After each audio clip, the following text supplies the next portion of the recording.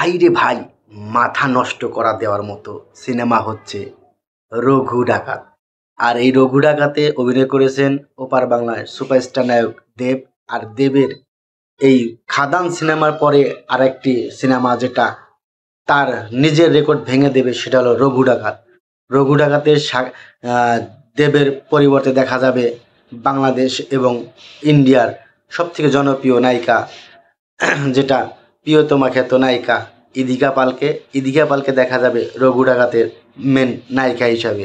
এখানে ইদিকা পালকে এমনভাবে উপস্থাপনা করেছে পরিচালক, যেটা বলার অপেক্ষা রাখে না।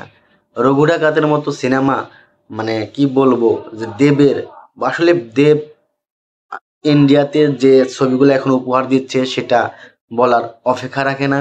কারণ দেব চাচ্ছে বাংলাদেশের সুপারস্টার নায়ক শাকিব খানের মতো নতুন নতুন সিনেমা উপহার দিতে, এবং নতুনভাবে মানুষ দেবকে চিনছে। রঘু ডাকাতের যে আহ, মানে কি বলবো, গল্পটা এবং যে জায়গাগুলো সিলেক্ট করেছে, সে জায়গাগুলো অসাধারণ জায়গা হয়েছে। এবং দেবকে এখানে ঠিক ডাকাতের যে রূপটা, ভয়ঙ্কর যে রূপটা, সেটাও এখানে এই রঘু ডাকাতের মাধ্যমে উপস্থাপনা করেছে পরিচালক। তো যাই হোক, রঘু ডাকাত এইবার পূজায় মুক্তি পাচ্ছে। দেবের যে মানে একটা কাঙ্ক্ষিত সিনেমা, এরকম সিনেমা দেবের আর কখনো হয়নি।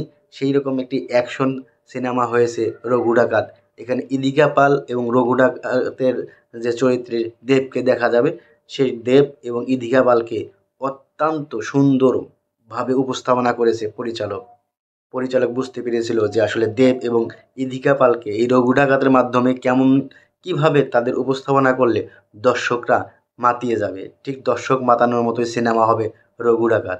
রঘু ডাকাতের একটা গানও রিলিজ হয়েছে, গানটা তো অসাধারণ রিলসে, যেটা মানে বলার অপেক্ষা রাখে না।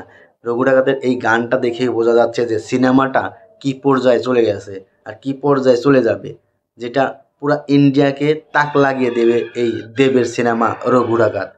তো রঘু ডাকাতের টিমে যারা আছে তাদেরকে অনেক অনেক ধন্যবাদ জানাই এরকম একটি ছবি উপহার দেওয়ার জন্য, দেবকে এইভাবে উপস্থাপনা করার জন্য।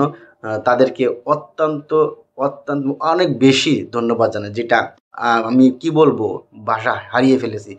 কারণ রঘু ডাকাত সিনেমা যতক্ষণ না দেখবো বা এই সিনেমা সম্পর্কে না জানবো, ততক্ষণ আসলে মানে এটার কৌতূহল থেকে যাবে যে সিনেমাটা কোন ধারায় বা কোন ধাঁচে তৈরি হয়েছে। তো যাই হোক, আমরা পূজার মধ্যে রঘু ডাকাতটা দেখতে পারবো, সেই অপেক্ষায় থাকবো।